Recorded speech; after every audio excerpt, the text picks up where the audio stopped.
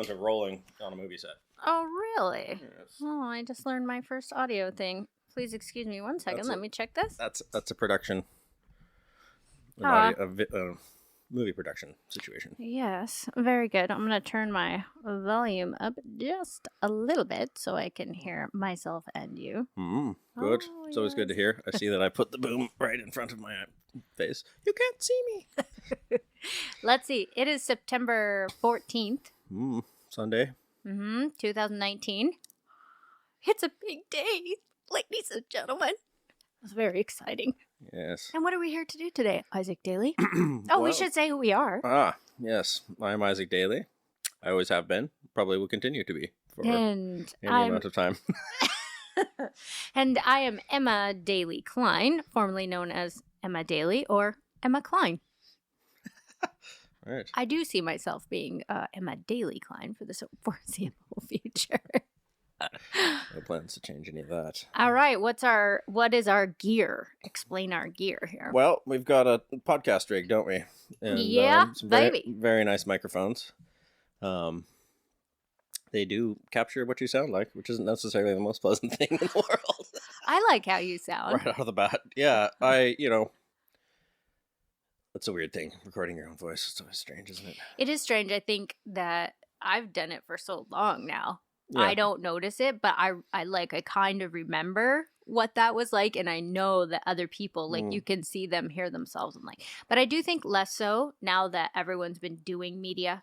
Right. You get a chance to hear what your voice sounds like and assimilate that from various perspectives. From kind of a lot. Not just in your head, right, which is normal. Yeah. We'd only hear what we sound like from inside our own head, so. Right. Yeah. So, Oliver, Dominic, they're never going to have, a reference of, or they're never going to have that shock, probably. Yeah. In just the tone, a camera or any recording device pointed at a person puts the pressure on you. And that doesn't change. And, I think one of the things that's required to be, producing media is to get over that. To be able to get comfortable and put the devices out of your head and just, because it's a skill. It's not easy to do. Well, but that's what I'm saying. These young kids, like Oliver, a long obviously way towards, day one, a long way towards that. Yes, but still, he can freeze up. If you look on the little video, you can see that he was like, "I want to talk." I'm like, he goes, I have nothing to say. So you get put on the spot, and then it's all over. It was interesting to see him as time has gone on with him. There's times when he was completely unaware of what. Of that was him, obviously, as a little baby. And then as he started to realize, oh, hey, that's me. And then to play around with his reflection. Kind of interesting. Yeah. Okay, so your background is actually in audio engineering to some degree. Yes. I have supported myself as an audio engineer in live sound reinforcement in concert applications primarily for some time. So... Well, I don't have any degrees in audio engineering. I'm a de facto audio engineer through the fact of learning it because I played in bands and wanted to record myself. And so you learn all that stuff and then got into applying it professionally. So. And then you've been much to learn. Design engineer and construction contractor for a while. Yeah, that's how I earn my money these days. Better money in building things than there is in recording things, unless you make it to the very top echelon. Which I did not in the 7 years. Right. In the 7 years I worked in show business so far, I missed my opportunities to go to the top. Well, and also I had a few, and I missed them. That's how that goes, Well, I didn't know that. The Pixies wanted to take me. Cirque wanted to take me. Cirque du Soleil. Ooh, I would have liked the free tickets. Opportunities. Yeah, but the thing is, with Cirque, it's joining the circus. You don't come home. Right. Well, that's what I was going to say. I wasn't up for that at that point in my life. Having a family and... all that stuff. Much a regular construction job is much more conducive. Yes, to that sort of thing. However, especially the lifestyle. You have lots of cool equipment, and have always kind of kept your. Oh yes, I love it all. It's very interesting. I think that I've one of the things that I didn't do was put in a bid on sound capture for an independent movie that I got offered because I've never done that. And that's daunting. Oh. I nearly did, but I didn't. I was like, yeah, probably best not. So this might have all worked out very well. So my point is that I'd love to work on a film or some more video oriented. Yeah, but not more important than this podcast, which you are committing to right now Yes, as a priority. Sure. The podcast With is a falling bid for of me. The 0. podcast is falling off a log, basically.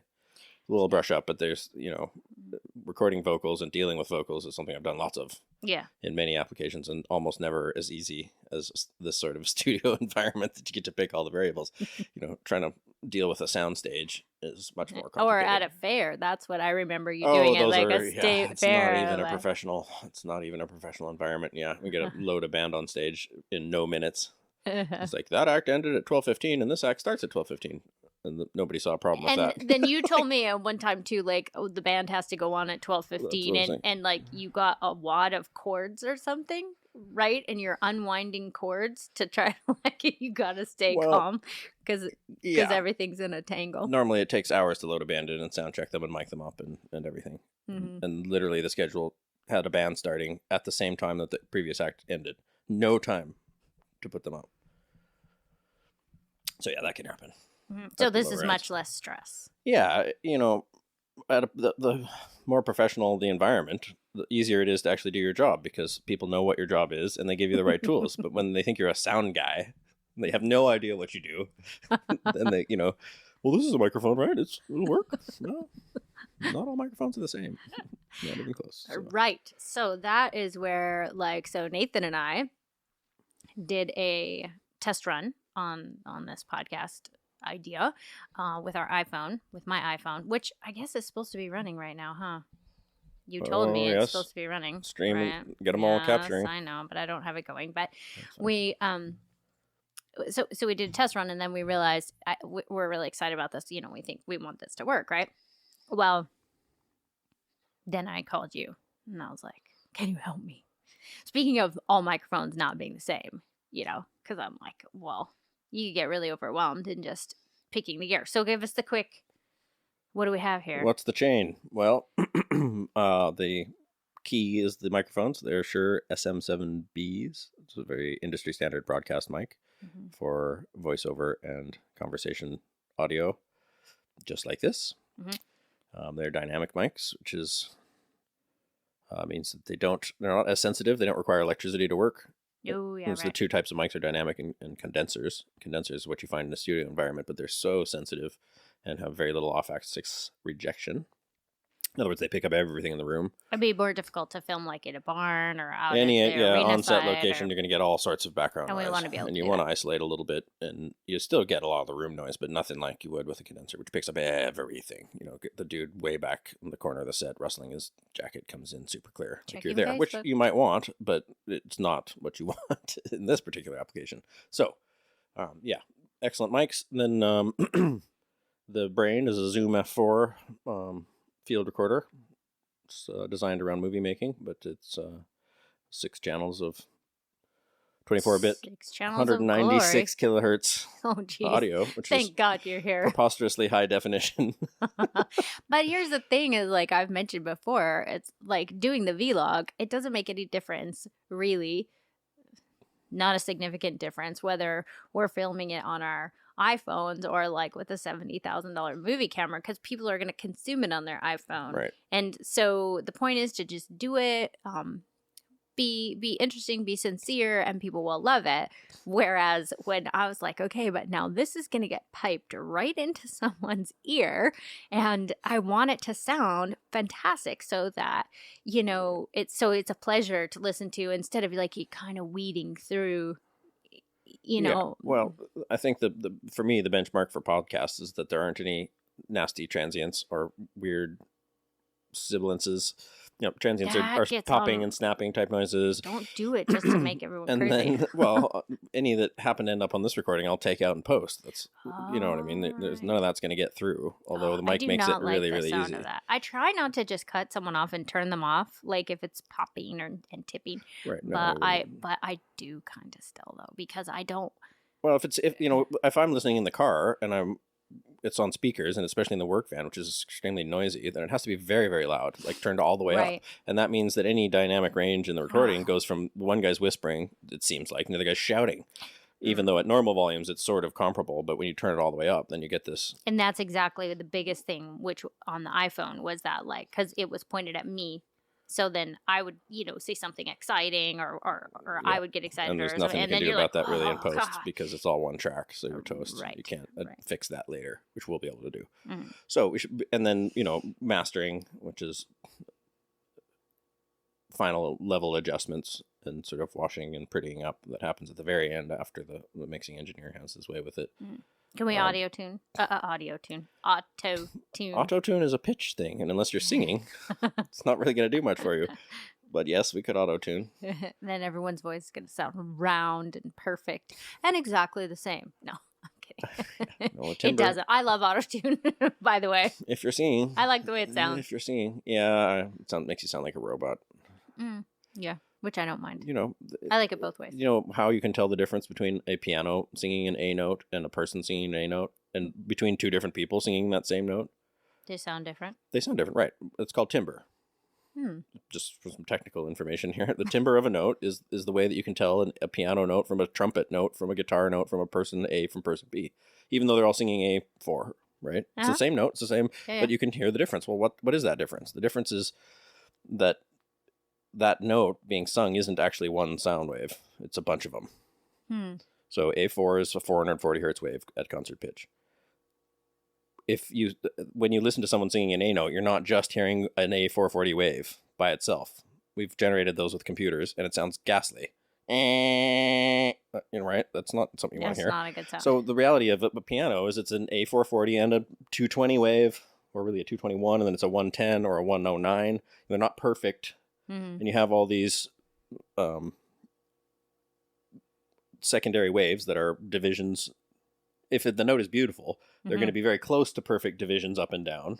No. But not exactly perfect. And the imperfections of each instrument amount to the timbre. So it's the way that you put, you're a 440 and a 119 and a 219, and I'm 440 and a 221 and a 112 or whatever. You see what I'm saying? Yeah. But it's those tiny very imperfections of the secondary waves. I did not know that actually make something beautiful, and they define the timbre of beauty. So imperfection is beauty in music. Oh my gosh, it's a really cool thing to know. Uncle Dan taught me that many years ago, and it blew my mind. Let's make a mark of that. Right. Imperfection is beauty. Very literally, in a musical sense. Music is a strange and wonderful thing. So how come you can even if someone is auto-tuned, you can still hear their vocal signature, the timbre, yeah, the timbre of their voice. Well, because the auto-tune does not wipe it all out, and it's, I think, generally moving things, so it just picks up the whole mass of waves and slides it to wherever you feel like you want. But in tune is a subjective thing in the end. Concert pitch is 440 hertz for an A4, for A4 on the keyboard. There's a school of people that like 432 hertz for A440, which is where I tune naturally. If I tune a guitar out of the air, I come in right at 432, not 440.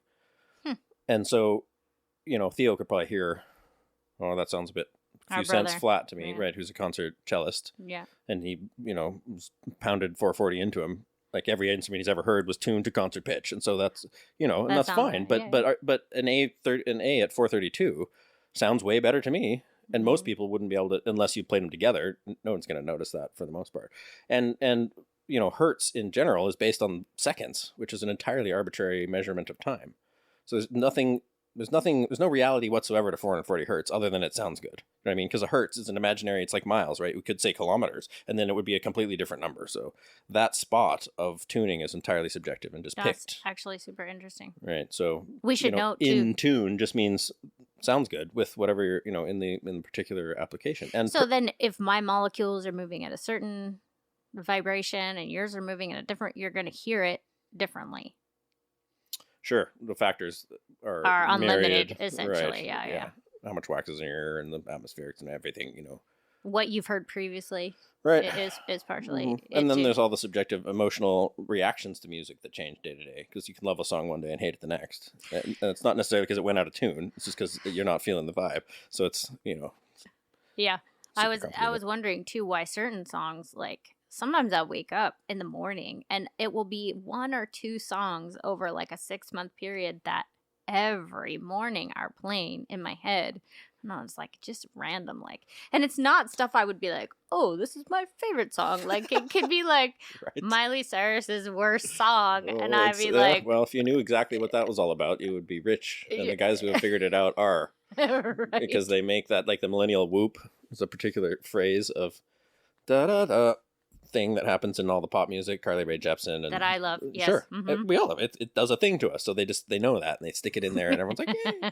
That's So, totally, right? Like, okay. I will buy it. It's like sugar. You stick some sugar in there, and Yes, people love it. It tastes great. right. It's not particularly nutritious on a wholesome level, but everyone likes I it. think it's perfectly nutritious. Well, see, but you know all about food, and yet when you apply that same system to art, you're just like way over there eating Twinkies and cheeseburgers, and I'm like, oh my god, what are you talking about? It tastes good. Yeah, I know, but it's not wholesome. So, yes, has been our our point We of may have disagreement. talked this over a few times. Yes, since time immemorial. Um, We sang music together as kids, and Oh, yeah. in like sort of our version of a Waldorf school, etc. And then we grew up, and I never grew up, and your taste in music became sophisticated, and mine was still like right. pop I music. like all the music. I like all the music that's You good. like all the music. Well, all the good music. Like I can listen to a One Direction song. I know who wrote it, and it wasn't those boys, and that's fine. Mhm. And like, there's no problem with them. It's just you can't compare those guys to the guys from Pink Floyd or Led Zeppelin or the Beatles or Dave Matthews or Definitely they different aren't deal. the same thing. It's And that's really, the point I try and make. It's just that they're not like, and and that's okay. the difference is it is okay. It's absolutely okay. But what always gets me going is pretending they're all the same. Then I'm like, no, that's not okay. Like I a don't Disney animation know. is not the same as a Picasso. They both have their value. They're both art in their own way, but they're just not the same. The best analogy in the world is, a home cooked organic meal versus a Twinkie. They both taste good. They're both technically food, but one is nutritious for you in a whole different level. I don't know that That's I all. agree Yeah, with that, you're but wrong. I I get the point. Yeah. Yeah. Well, I think it's really interesting to see like the kids, or the vibe that you see, like if you're looking through YouTube and whenever the kids that are being raised in a studio environment, or even in their home studio environment, versus the kids that are out on the street busking. Like, it's interesting to see how they take on the vibe of the crowd, and it ultimately ends up like shaping them. I love that part on YouTube. It's like you could totally Oh, yeah. follow the kids as they come up. Like, it's so cool to get to do that. I love that, but that definitely it is shaping their sound, or their affect, maybe more than their sound, their Well, affect. Creating a song or a piece of music or a comedy special is entirely different than performing it live Mm-hmm. in a large way. You hear Joe always talk about, and all the other comedians that come on, they talk about the fact that you can't write jokes you can't finish writing jokes at your house. Right. You got to write them, then you got to take them out. You got to tell them to people. The people react and tell you what's good and what's not, and you got to tune them. And do that a few times, their and little then you've process. got to like, Little. right, and it's not. It seems to be very. It's Gaffigan talked about it, and Rogan talked about Right, it. Bill it Burr seems- talked about yeah. it, and like it seems like pretty universal that those guys all are like, you know, this is how you do it's it. a and process. You don't finish it Mhm. all at once. You do have to try it out in front of people. And Joe was talking about how his first rounds of stuff often suck until he tunes them up. Then they're good. And I don't know how harsh he's being on himself, but you know what I mean. It's But a that very is what important they part all of the seem process, to say. right? Yeah. Like, whatever, just start with something, and then you might just have a glimmer, and then but it's like a year or 2 years, depending on who is telling the story, to get an hour of content. That's a crazy amount of Depends work. on the guys, yeah. That's Well, artistic endeavors are very difficult to do on call. That's why. But I think that's the difference between someone who probably is producing and someone who isn't, or reliably producing, I suppose.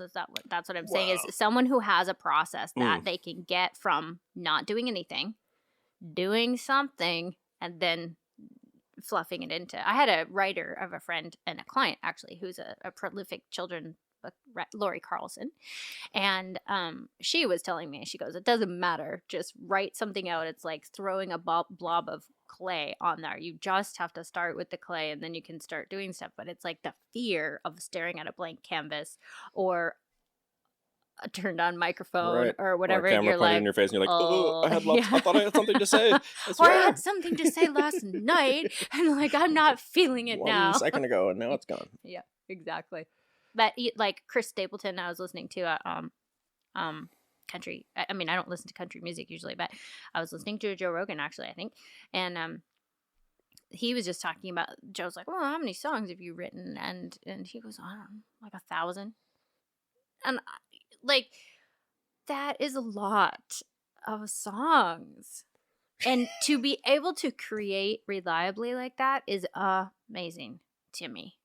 Amazing. Well, Something yeah. I aspire to for Yep, sure. for sure. It's certainly one of the critical pieces, right? You can have lots of great ideas, and many people do, but if you don't have some way of capturing them and staking them out, then you're toast. And if you think you're going to not capture any until that perfect one comes along, and then capture it perfectly without ever any practicing, Right. you're going to be severely disappointed. Yeah. I think we've all been there. You think, going to take this beautiful picture now that the perfect moment's come along, but you haven't been trying, and you go to take it, and the exposure's all wrong, and and the light went before you could figure out what the heck you were supposed to do. Like, you have to be That's true. tuned up and ready to go for that moment, and then jump on it. And that's a great point. Actually, you can have sort of be a terrible artist, but if you produce, then just by accident occasionally you're going to make a good thing. And if you're a great artist but you never do anything, then you're not a great artist. So there's really the doing is certainly, you have only the potential to be a great artist. Right. Yeah, you're a potentially great artist, but you're nothing instead, which is Peterson talks about the narrowing and widening, where if you sacrifice everything else in the universe to focus on one thing, then after a while that one thing you get mastery of that one thing, and the mastery opens the universe back up again. So it narrows as you sacrifice all the other things you could focus on, all the other pursuits, all the other that Peterson ways of guy's thinking. pretty smart. Yeah, he is. Right. And so you sacrifice and you narrow and focus, but then if you stay on that path, then that mastery then opens up. You come to a level in that world that then opens other doors, and before you know it, you're making movies even though you were a horse expert, because you happen to run into someone. Whereas if you just tried to go around the outside of that path, then you're nobody, and you go up to that, and they're not interested because you didn't. You see what I'm saying? Sure. Yeah, totally. And I think that's a really interesting point. I was listening to these guys talk about mastering their podcast, and the one guy's like, "Oh, I'll explain my." They'd collaborated, right? And they're both audio guys, and the one guy's like, "Oh, I got this mic, and then I do this, and de-esser, and compressor." And it's like an 8 plug-in chain, right? And the other guy's like, "Yeah, I plug in this USB mic and record it. That's it. Do a damn thing to it." The poor one guy who because they both sounded about the same. Oh. I was like, "Oh, really?" Because I would have thought that they had been both through the same process until they're like, "Yeah, and let's talk about the way like, oh." So vastly different. Nothing. Chains. They both sounded good, Mm-hmm. And I don't know, maybe, but it sure seemed like the one guy was working too hard. And he managed not to screw it up, because that's easy enough. It's to, we're gonna fix it good. Yeah. Over-engineer. Our dad knows about that. Yeah, that can happen. Well, so what are you excited about? Thank you, first of all, I would say. Thank you very much for jumping right on board with this idea. And yeah, because I really think that, well, 2 premises, of course, with this podcast for me, the Northwood Farms podcast, which is stories about horses by people for everyone. There's 2 main things. First of all, we totally believe that horses are good for people, and that it's beneficial for mankind in general for people to have horses. Not everybody's going to have horses, but I think we have about 2 million horse owners in the US right now, according to some statistics that I read, and probably 10-20 million people that love horses. But it's really valuable, and we're at a time right now where horses are almost completely phased out from working, because of course horses haven't been used for transportation in the cities for 100 years, and but until recently they were still a bit being used for work on cattle ranches and things like that, and even that has faded, except for mostly as a novelty. I think there probably are a few exceptions to that. And then you really do have people that are less and less interested in competition, although they are, of course, there are still people that are interested in that, but that's not a requirement of having horses. at all. You don't have to be in competition or using them for work because they're good for your soul. So it's a bit like the equivalent of, going out for an awesome hike or standing in a river fly fishing or something like that. It's good for you mentally, emotionally, physically. So we believe that horses are good for people. We think more people should get involved with horses. And then also, really believing that everybody has an interesting story to tell. Every human has an interesting story to tell. So, because of course I'm so passionate about horses, it will be just sort of natural for me to be talking to people that have horses in their lives in some way or another. And Yeah, it makes a focal point in the beginning for a to beginning, branch yeah. the story is often Hmm. somewhere to come from. Yeah, what's good for a human is good for humans. Yes, 6 degrees yes. of separation between every single person on the planet. So it's that's a real thing, and each person's place in that, you feel like you're an insignificant part of the human race, but that's not true. Each of us is a significant part of the human race, and every person that gets healthier and happier and more stable is able to help everyone else around them, and it's a cumulative effect. So anything that's good for the psychology of a segment of humanity is good for humanity at large. You don't have to have anything to do with horses, but it's good that there are some people that are, because that's a connection to the natural world and a cross communication species, and the calmness and the wisdom that comes through those channels into our race as a species is super critical for everyone, whether you care about horses or not. Maybe you're a dolphin person or not even an animal person, but we need some of us to be animal people. So I and could I've seen the not have said effect that better. of Hmm. Hmm. of your pursuit with animals and the interspecies communication project on your life and your person, and that, and everyone around you, and me, including myself, right? So like, that's obvious. So that's, I'm super excited to be involved in any of that. That's why I built your arena, Yeah. on one level. This is close to my heart because the media aspect and the, audio sort of types is certainly something I've spent a huge amount of time learning about and have underutilized those skill sets as far as making any kind of a permanent mark. And we're undergoing a revolution in the way that we store and communicate Yes. information, like 1,000 times the Gutenberg revolution, with the way we're passing this sort of media around and learning from it. Say it again. Gutenberg The Gutenberg Revolution. revolution, right when we learned books exploded across the universe, the world, and went from just the priest knowing how to read to everyone knowing how to read, and the amount of information humans passed and saved, and the university was the refinement of human knowledge and the pushing of that forward, exploded. And a couple hundred years later, we've transformed things mostly for the good, and we've got more progress to make on all fronts.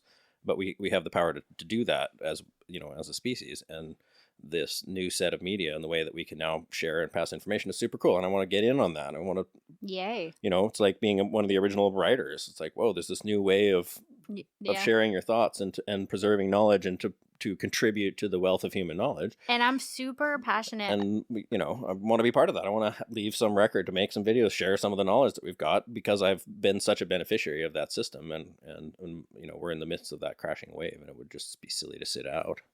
Oh, there you go. Yeah. That's perfect. Exactly. Exactly. And I love the long format. I love, Yeah. Oh, which yeah. is interesting because I am not one to really sit in front of TV Right. or video or whatever. Occasionally, but not usually, right? Right. However, I love having something to listen to, and I will listen to it through my treadmill run and the laundry in the morning and cleaning stalls and whatever. So I like In the your long car in format. traffic, there's so many hours of our Yes. life that I used to waste in traffic, and now you can listen to lectures. I'm listening to a lecture on geology from Nick Zentner up in University of Washington. Wonderful geology lectures that are accessible but technical. So it's not like a Nimrod documentary that there were rocks and they moved. All right, good. But at the same time, you don't have to have a PhD in geology to understand. But it's technical. It's that perfect balance. And like, now a 2-hour drive to work is not wasted. It's a geology lecture, and I got to work. Like, that's just such, like, the repercussions of that on humans and what we can do and what we will do. Like, we have no idea yet. It's just now happened. We have no idea how this is going to affect us. And if the Gutenberg revolution and the way that the printed word transforms society right, is tells any us sort of a indication. litmus, this is, it's just unimaginable how cool and how awesome and how powerful it is to give people back a third of their lives. Yeah. To useful. I mean, that's the sort of thing that we're talking about, and that's why we got to be a part of this and help with that and participate. And I would say too, like, being a realtor, I have been listening to audiobooks since they were on cassette tapes, Right. How to Win Friends and Influence People, Dale Carnegie, you bet. But I would say, and I still do, of course, I have an active Audible account, and there's, I have phases where I'm either listening to Stephen King maybe, or, Malcolm Gladwell's new books, or a technical, a little bit more of a technical marketing book or something like that. But what I just barely have dipped into is listening to conversations like this, where there isn't necessarily like Specific topic. right, or a goal, maybe, like there isn't a specific message. That's what I'm trying to say. There isn't a specific message that is being pushed. And so to listen to a conversation evolve organically over 2 or 3 hours is satisfying, something that I did not even know I was craving. Right. Well, the commercial It's calming, mechanism. kind of. Oh, it is. Yeah. It's huge. And the pace of life we talk about with the way commercials cut back and forth, and the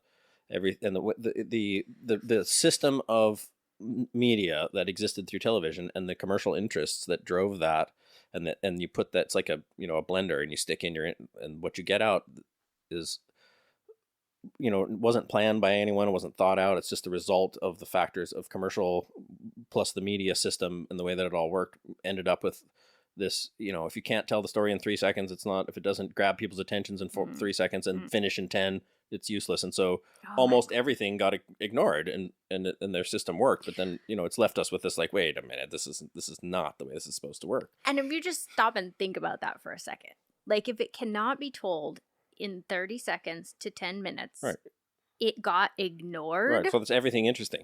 Right. Right. Like, pretty much everything interesting fits into the category of can't be discussed in 30 seconds or less. Right. You can't even lay the groundwork for your question in 30 freaking seconds. So it's certainly, I think that the most pleasant surprise of my adult life was with, Joe Rogan's sort of comment that, like, everyone's seeming surprise at how voracious the market is for this long format stuff. Well, Like, right. people love it, and I knew I was going to love it, and I was sort of waiting for it. But, like, there's some pleasant surprise that we all seem to be experiencing. I'm not alone. It's like almost everybody. It's not. I'm not the one weirdo that hates television. It's like there's the one weirdo that actually doesn't mind it, and everyone else has been annoyed and hating it the whole time, and wishing there was some other ways to fill in. Not that television's all bad. There's wonderful, millions of creative people doing wonderful things on television. And I like short format stuff Sure, too. You bet. and there's tons of awesome shows, and even if you have to survive the commercials, the show still manages to carry itself, which is sort of an amazing thing for those artists. Is getting more amazing all the time. Right, that you can enjoy a show with the commercials coming in and punching you in the face every 15 minutes, and then you go back to and it seems to work. Like, that's pretty impressive. Kind of, not for me anymore. Right, but no, yeah. It definitely takes away, but the fact that it works at all is pretty impressive to those artists, and shout out to them. And I love, respect. Absolutely. To somehow hack it. And we have to remember that we're standing on the backs of giants, to get to where we are. So absolute props to all those guys, for all sure. All of our ancestors, all the way back to the ones that tamed fire. I mean, that's a Okay. pretty long list Shout of out giants to that we've been standing on. Like, a long list. Yes. My brother, the literalist. Mm-hmm. Well, but I was going to say, line? I love the hyper short video or the hyper short media format as well. Like, it's funny because I love the 3-hour format, like you're saying, but I also love, the 30-second fashion blogger, who can run through 10 different outfits in 30 seconds and is like doing her makeup like on a super. I love that stuff. So every little, it's just fascinating how many myriad ways of producing media there is now. And like I've been talking about for the last month, I have the Vogue magazine in plastic, the September Vogue in plastic on my counter. It's been there since it got delivered, and I have not even opened it. Whereas I've gone through every Sophie Hannah. Check her out on Instagram, you guys. Sophie Hannah, awesome fashion blogger. But she created herself out of her iPhone. And I just think that is the coolest. There could not be anything better. So. All right. Well, I'm going to go see my hero Wayne Rooney play soccer probably for the first and only time in his career. Yeah, you're a Timbers fan, right? More Oh or yes, less. you Yes, have I the am. you have We're the going to shirt see the on. Timbers, my team, play DC United, Mhm. which has Rooney on it, so it's a double whammy. That's very exciting. Well, thank you very much Thank you. for helping me get everything set up. I Yep. think I'm definitely sold on the camera, so this will be interesting. And I think you probably thought you were going to have 5 or 6 minutes to. Oh, I don't know. It's Post-produce. amazing how easy it is to just talk, isn't it? Yeah. Yeah, So, that's a thing, and I right. just know this is going to be fun. So, Yeah. yes, I love you very Yeah, much. love you too. Okay, Until so next time. okay, Goodbye, cheers. people in the future. Bye bye.